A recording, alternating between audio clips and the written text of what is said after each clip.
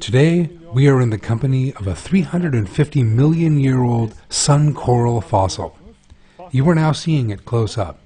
It is a fossil that was found in Morocco. And of course, it exhibits the same characteristics as sun corals living today. Its entire anatomy and everything are exactly the same. Now, we can say that corals' outer shells, or outer parts, are their skeletal structures. Their skeletons contain large quantities of minerals, and these minerals are what gives rise to structures like rocks and even the coral reefs of today. Each one is a separate organism. What you see in my hand is a fossilized sun coral. This is how they look in the oceans too, and they look exactly the same today. But these organisms come together and build colonies. The result of these colonies are coral reefs. They are part of the group of living things that exhibit radial symmetry. In other words, when we take a vertical section of their bodies, no matter where we do this from, the result is two equal parts. And this reveals a manifestation of Allah's symmetry in living things because mathematics divides symmetry into a number of different groups.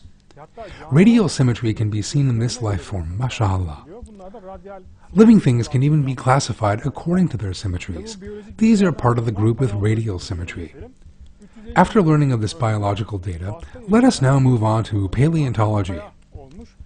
A sun coral that was living in what is now Morocco 350 million years ago has been petrified and is sitting like a stone in my hand. When we compare it with a picture of the form that is living today, this sun coral has the same round structures and lines around it as present-day corals.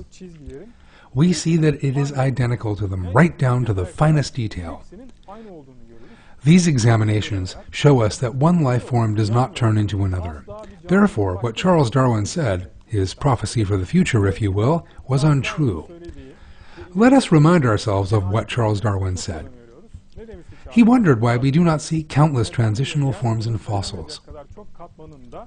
He then said that if these transitional fossils cannot be found, if every fossil is identical to its counterparts living today, then no species evolved and evolution does not exist. And every fossil is indeed identical to members of the species living today. Or else, if the species has since become extinct, if the first known specimen is documented to be identical to how the specimens looked before becoming extinct, if something that Charles Darwin did not want to see is documented, then that will be the greatest possible objection to my theory, he says. And indeed, all fossils do look the same and no change has taken place within species.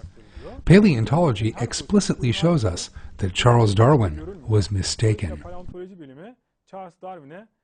Yanlış olduğunu açık bir dille söylemiş oluyor.